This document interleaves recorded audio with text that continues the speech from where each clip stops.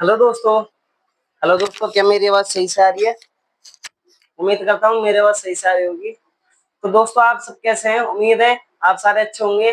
आपको मैं अपने बारे में थोड़ा सा बता देता हूँ। वैसे आप जानते होंगे मेरे बारे में। मेरा नाम है विशाल प्रजापत और मैं आपके लिए क्या पढ़ा रहा हूँ इस टाइम?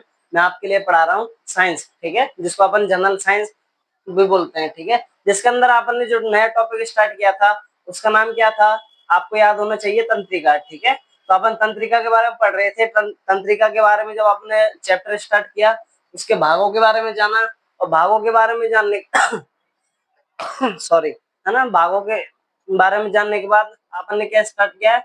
मस्तिष्क के बारे में, ठीक है, जिसमें से आपने दो सिंपल क्या बोले है फोर हेड वाला अपन कंप्लीट कर चुके हैं, ठीक है। इसके बाद जो अपन आगे करेंगे उसका नाम है पश्चिम मस्तिष्क, और इसके बाद रह जाएगा अपना लास्ट वाला सॉरी मध्य और पश्चिम मस्तिष्क, ठीक है।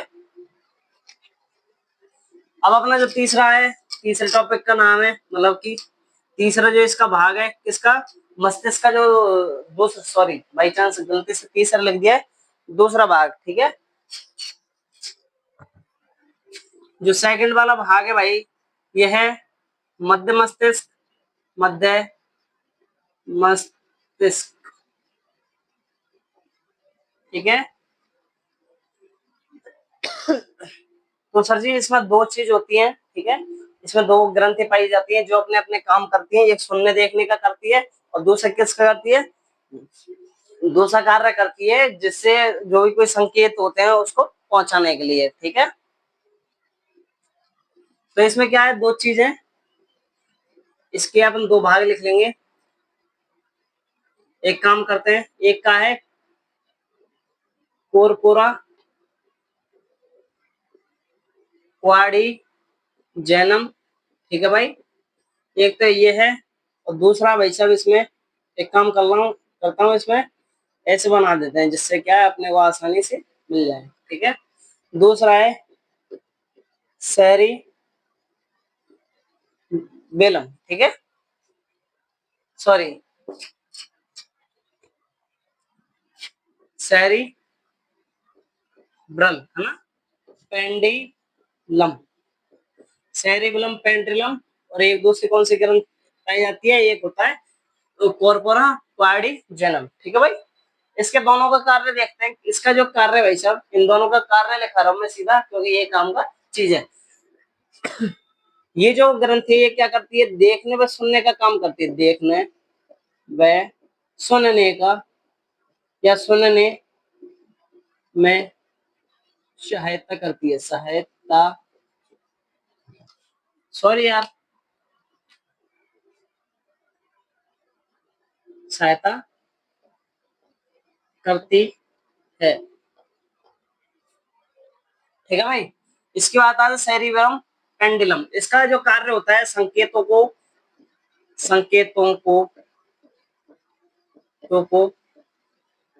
अग्र मस्तिष्क तक, अग्र मस्तिष्क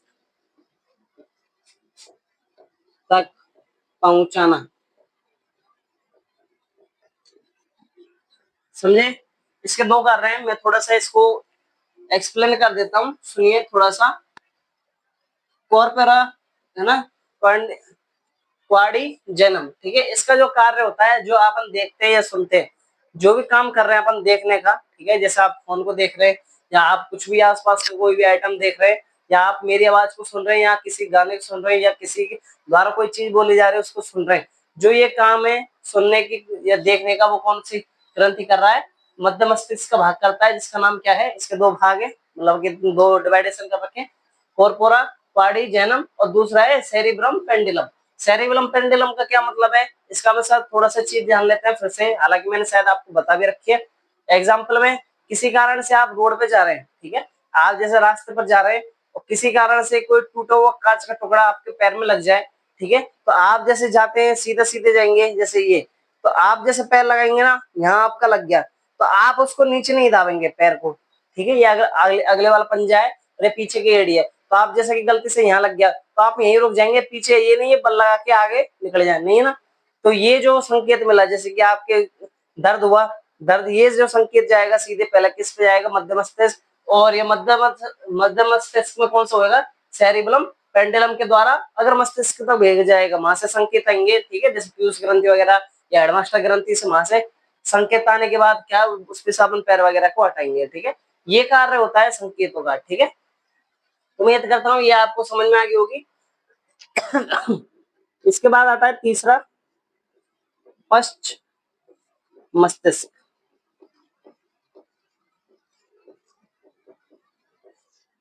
इसके बारे में जानेंगे, हालांकि इसके बारे में अपन पहले ही पढ़ चुके हैं। इसका नाम देखो सर जी, इसको सेरिबेलम बोलते हैं, सेरिबेलम, ठीक है। या इसका एक और नाम है प्रमस्तिष्क,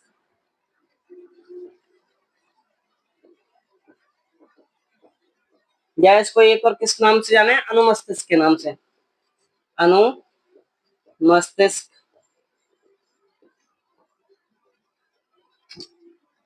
कहते। ये कितना देखो एक, ठीक है। दूसरा, इसमें दूसरी बात नोट करनी है आपको, ये 2/3 भाग होता है, ठीक है, भाग रखता है। सुनिए भाई थोड़ा सा, 2/3 का मतलब कि मतलब जो पूरा ब्रेन है, ठीक है, जो पूरा दिमाग है उसका 2/3, ठीक है। ये इतना हिस्सा कौन रखता है, ये रखता है पश्चिम मस्तिष्क के बारे में, ठीक है। इसका जो कार्य होता है भाई साहब, कार्य ये देखो मांसपेशियों में संकुचन कराता है, मांसपेशियां या मांसपेशियां, डायरेक्ट लिख देता हूँ, मांसपेशियों ही सही है ना, मांसपेशियों में संकुचन कराता है। इसके बाद चौथा, ऐच्छिक क्रिया, ऐच्छिक क्रियाओं का नियंत्रण करता है, रण,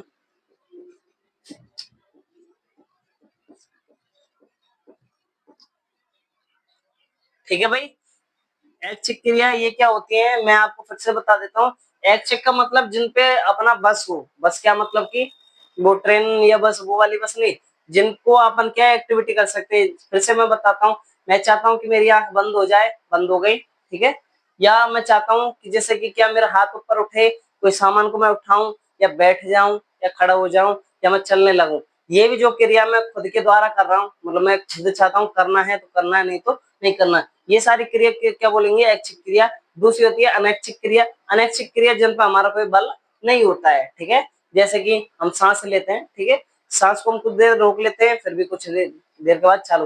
हालांकि कुछ समय तो अपन क्या, अपन उस पर रोक सकते हैं। पलकों का झपकना, ठीक है, हृदय का धड़कना, जैसे हृदय अपन धड़कन को नहीं रोक सकते भाई, ठीक है, सीधी सी बात है। और जैसे कि पाचन क्रिया, अपन कुछ खाया उसमें जो पचने की क्रिया या एंजाइमों के स्त्राव, इन चीजों को नहीं रोक सकते। ये वाली क्रिया कौन सी होंगी, ऐच्छिक क्रिया, ऐच्छिक नहीं अनैच्छिक क्रिया, जैसे कि मुंह में लार बनना आदि, ठीक है। तो इसको लिख लीजिए आप।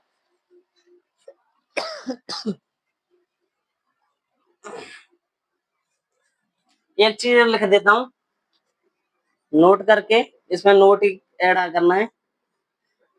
शरीर में जब एल्कोहल एल्को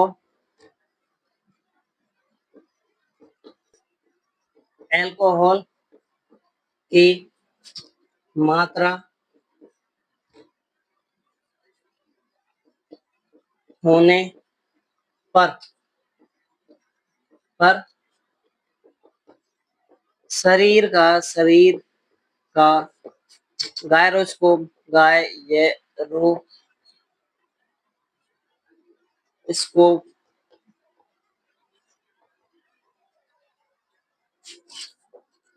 के कारण शरीर असंतुलित हो जाता है, शरीर असंतुलित असंतुलित होता है भाई। जैसे कि किसी व्यक्ति ने अल्कोहल पिया, मतलब ये दारू या ड्रिंक वगैरह की है, सीधी सी बात बोले, ठीक है। तो उसमें जब शरीर में कोई एक्टिविटी होती है, जैसे कि जैसे कि क्या उसका जो संतुलन होता है, आपने सीधी सी बात है, वो गिरता पड़ता चलता है, जैसे कि सीधा जाना है वो चलेगा साइड लेफ्ट साइड, है ना, ऐसे चलता है, लेफ्ट राइट होके चलता है, उसको पता नहीं कहाँ चल रहा है, उसके हाथ पैर अलग ही दिशा में और शरीर पूरा अलग में। इसको ये जो स्थिति होती है, ये गायरोस्कोप क्या करता है, शरीर पर नियंत्रण रखता है। याद रखना है, शरीर पर नियंत्रण का कार्य कौन सा करता है, पश्चिम मस्तिष्क, जिसके अंदर क्या अपन इसको क्या बोलते हैं, शरीर का गायरोस्कोप। ये जैसी अल्कोहल की मात्रा है, इसके कारण ये थोड़ा क्या है, कुछ समय के लिए बिगड़ जाता है। मैं आपको पूरी डिटेल में बता रहा हूँ, ठीक है। कुछ समय के लिए ये बिगड़ जाता है, जिसके कारण शरीर क्या होता है, असंतुलित। आ गया समझ, यहाँ तक लिख लीजिए भाई। अब अपन दो चीज के बारे में और जानेंगे, ठीक है, इसको लिख लीजिए आप। फिर अपन दो चीजों के बारे में और जानेंगे जो भी अपने लिए काम की है भाई, ठीक है।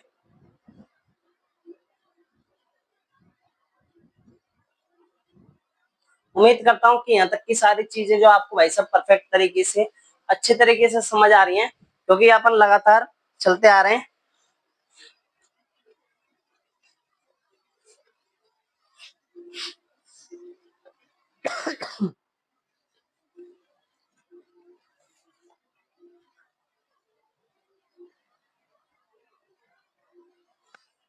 बढ़े हैं क्या भाई आगे।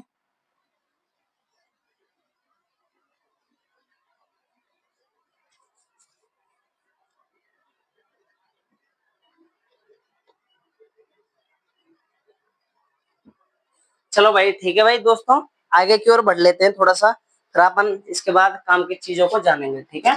मैं ऊपर से मिटा लेता हूँ, जिससे आपको नीचे वाले में कुछ समय मिल जाता है लिखने के लिए।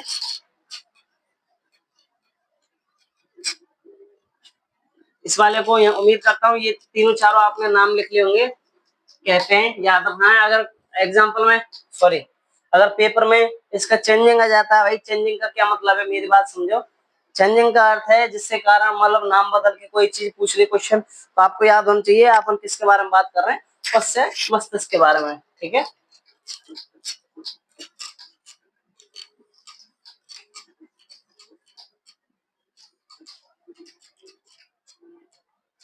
ठीक है भाई दोस्तों, आगे की ओर अपन बढ़ते हैं। अब अपन इसके बाद और चीज जानेंगे, ठीक है। जो मैंने आपको लिखा है पश्चिम मस्तिष्क में तीन चीज आती हैं, आप ऐड कर लेना, है ना। जो अपन अभी पढ़ा है सेरिबेलम, या अपन ने क्या पढ़ा है, अनुमस्तिष्क। पश्चिम मस्तिष्क में तीन भाग आते हैं, जिसमें से अपन पहला भाग पढ़ लिया है जस्ट, सॉरी उसमें मैं नंबर लगाना भूल गया, उसमें आप ए डाल लेना। अब बी और सी वाला पॉइंट जानेंगे, ठीक है। समझ गए दोस्तों, फिर से लिख देता हूँ अगर आपको दिक्कत आ रही है। एक है सेरिबेलम, सेरी बेलम, ठीक है, ए वाला भाग जिसको आपने जस्ट अभी पढ़ा है, ठीक है। बी वाला भाग जो अपन पढ़ने वाला है, इसका नाम है पॉन्स बेरो लाई, ठीक है। इसका सर जी, इसका एक नॉर्मल सा और बड़ा इंपॉर्टेंट काम है, अगर ये नहीं हो तो आदमी ऑटोमेटिकली डेड हो जाए, मतलब कि वो खुद ही मर जाएगा। क्या मेरी आवाज आ रही है कि नहीं आ रही। हाँ आवाज चालू है भाई अपनी, है ना, माइक ऑन है। उम्मीद करता हूँ कि यहाँ तक की कोई दिक्कत आपको नहीं आ रही होगी। तो ये देखो सुनो, मैं पॉन्स बोरोलाई के बारे में बात कर रहा था। इसका क्या कार्य होता है, इसका एक छोटा सा कार्य है बस। जब आप सोते हैं, ठीक है, स्लीप में मोड आपका एक्टिवेट होता है, जैसे फोन का एक्टिवेट होता है, ऐसे ही जो आप जब सोते हैं तो उस समय सांस को लेना व छोड़ने की जो क्रिया है, वो कार्य कौन करता है, पॉन्स बेलाई, ठीक है, बोरोलाई। इसका कार्य है, ये क्या होता है, सिंपल सी बात मैं फिर से बता दूं। सोते वक्त सांस को लेना व छोड़ने की क्रिया को कौन ध्यान रखता है, ये रखता है, ठीक है। अगर यही नहीं हो तो आपने गौर करा होगा, कई बार क्या अपन जैसे सांस लेते हैं तो जोर जोर से लेते हैं, या आपने देखा होगा कोई सोता होगा, क्योंकि खुद सोएंगे तो आपको नहीं पता पड़ेगा, पर आपने किसी व्यक्ति को सोता होगा तो कई बार क्या जोर जोर से सांस लेता है, छोड़ता है, जाता है। जो भी कार्य नियंत्रण करेगा वो कौन करेगा, ये करेगा, ठीक है। ये क्या काम करता है, सोते वक्त, गलती लिख दिया, सोते वक्त, सोते वक्त, सोते वक्त सांस को लेने व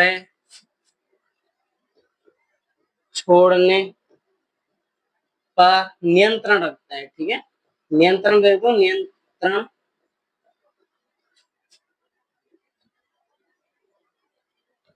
रखता है भाई। ठीक है, आगे समझ दोस्तों। आपन ने थोड़ी लाइन बड़ी गलती से टेढ़ी कर दी है, इसको थोड़ा सही कर लेना। अब है मेंडुला ओवलगेटा, मेंडुला ओवलागेटा। सर जी, ये बड़ा काम की चीज है। इसमें भी ये क्या अनैच्छिक क्रियाओं पर नियंत्रण करता है। ये क्या करता है? अनैच्छिक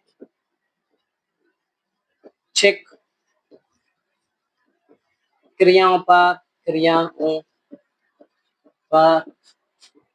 नियंत्रण करता है। समझ गए दोस्तों? अनैच्छिक क्रिया फिर से समझाने की जरूरत नहीं है, एग्जाम्पल लिख देता हूँ सीधा। एग्जाम्पल जैसे लार का बनना, लार का बनना। ठीक है, श्वासन, सुवासन।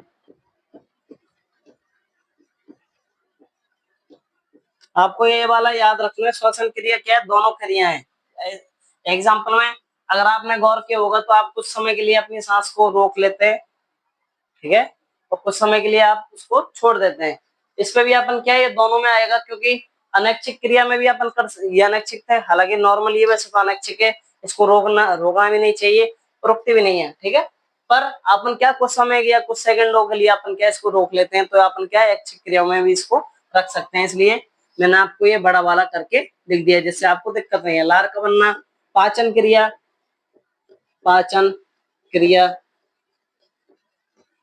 ठीक है, हृदय धड़कन, हृदय का धड़कना लिख दो, धड़क करना, हृदय का धड़कना आदि। अब जानेंगे अपन इम्पोर्टेंट।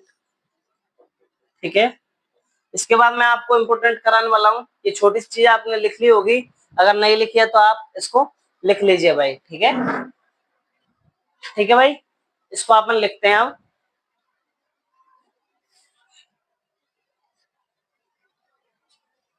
शुरू करें क्या? तो मैं आपको बताता हूँ, जैसे ब्रेन होता है, मेरी बात थोड़ा सा समझेंगे, थोड़ा समझने की कोशिश करें। हेड, सिर, सिर जो मस्तिष्क होता है, इस जैसे ये मस्तिष्क है, एग्जांपल में ये एक अपने पास क्या है, हड्डी है। ठीक है, इसके इसमें कितनी हड्डियां होती हैं? फिर से बताता हूँ, एक बार दो बार समझो। जो मस्तिष्क होता है, मस्तिष्क के अंदर, जिसको अपन कपाल बोलते हैं, इसकी रक्षा के लिए 8 हड्डियां होती हैं। ठीक है, इसकी सुरक्षा करने के लिए, कपाल की सुरक्षा के लिए कितनी हड्डियां पाई जाती हैं? 8। ठीक है, इसके बाद इनके ऊपर 3 परतें होती हैं। ठीक है, जिसको अपन मेमनीज बोलते हैं। ठीक है, आपको याद रखना है। फिर अपन जानेंगे जस्ट इसी के बाद जो अपना दिमाग होता है। ठीक है, दिमाग का वजन कितना है, भार बोलेंगे। ठीक है, मस्तिष्क का। तो क्वेश्चन स्टार्ट करता हूँ, क्वेश्चन तो नहीं है, आप सीधा लिख लेना।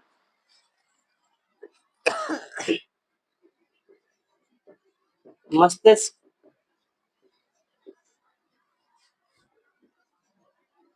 मस्तिष्क या डायरेक्ट लिख दूं ऑब्लिक लगा के, कपाल की सुरक्षा, सुरक्षा के लिए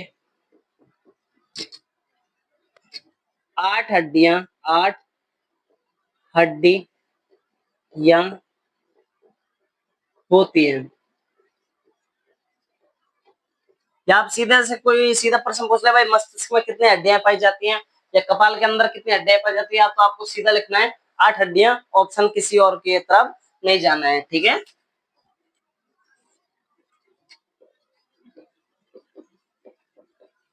मस्तिष्क की सुरक्षा के लिए, मस्तिष्क की सुरक्षा के लिए 3 परतें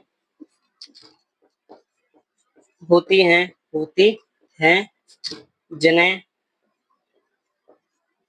जिन्हें मैमनीज बोलते हैं, मैमनीज।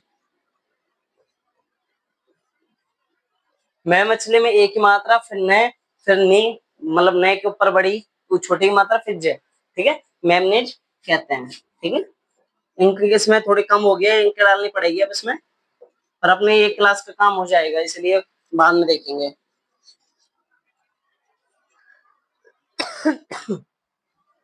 सुरक्षा की हड्डियां होती हैं। अब देखो मस्तिष्क का भार, मस्तिष्क का कुल भार, इसमें 3 प्रश्न बनाएंगे भाई अपन। तो पहली बात तो आप सीधी सी बात जानो कि मस्तिष्क में कितना भार होता है। तो सर जी आपको याद रखना है, क्वेश्चन आ जाए तो ये होता है 1300 से लेकर 1300 ग्राम, ठीक है, ग्राम से 1400 ग्राम तक।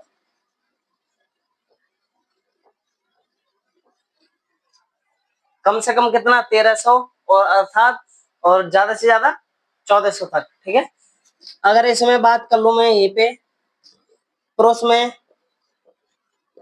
में मस्तिष्क का भार, मस्तिष्क का भार,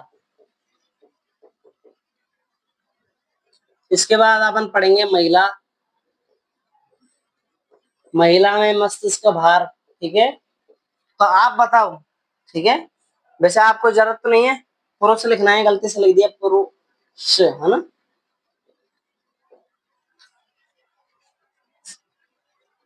तो सुनो, जो व्यक्ति का आता है मनुष्य में, जो व्यक्ति होते हैं, मतलब कि जो मेल डिपार्टमेंट होता है, ठीक है, मेल होते हैं, इसमें पाया जाता है 350, सॉरी 1400, 1350 से लेकर या 1350 से लेकर के 1400 तक का। ठीक है, समझ गए दोस्तों, 1350 से लेकर के 1450 तक, सॉरी उल्टा कर दिया है, थोड़ा सा गलत कर दिया है ना, इसको थोड़ा सही कर देना। 1300 से लेकर के 1350 तक। ठीक है, गलत लिख दिया था, 1300 से लेकर के 1350 तक। और महिलाओं में भाई साहब आपने देखा होगा, कहावत भी चलती है कि महिलाओं में जो मस्तिष्क होता है वो कैसा होता है, मतलब मस्तिष्क कम पाया जाता है। ऐसा नहीं है, जो इनका ब्रेन होता है ना, उसमें क्या जो वजन है उसकी वजन कम होता है, ये होता है। ठीक है, ना कि ब्रेन कम होता है, ये होता है 1250 से लेकर 1300 तक। ठीक है, और आपको पता होगा जो चीज इतनी हल्की होती है ना भाई साहब, उसकी स्पीड ऑटोमेटिक तेज हो जाएगी। अगर आप 10 किलो कट्टे लेके भागेंगे तो आपकी स्पीड कितनी होगी, कम होगी। और जैसे ही आप पैदल पैदल चलेंगे या पैदल भागेंगे बिना सामान के तो स्पीड तेज होगी। ठीक है, दोनों में फर्क होता है, आप ऐड कर लीजिए, दोनों को जल्दी से उतार लीजिए भाई। ठीक है,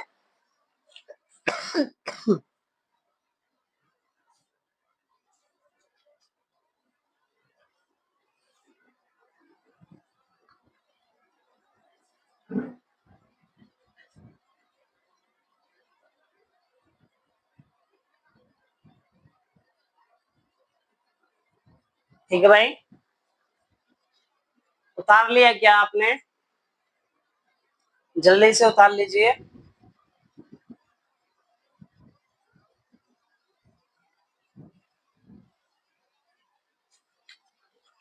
उम्मीद करता हूँ वैसे आज की क्लास आपको अच्छे से समझ में आ गई होगी।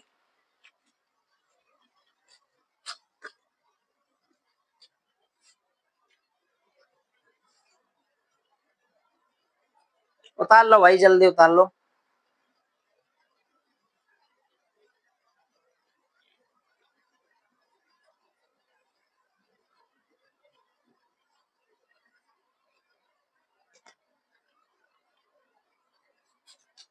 ठीक है मित्रों, दोस्तों,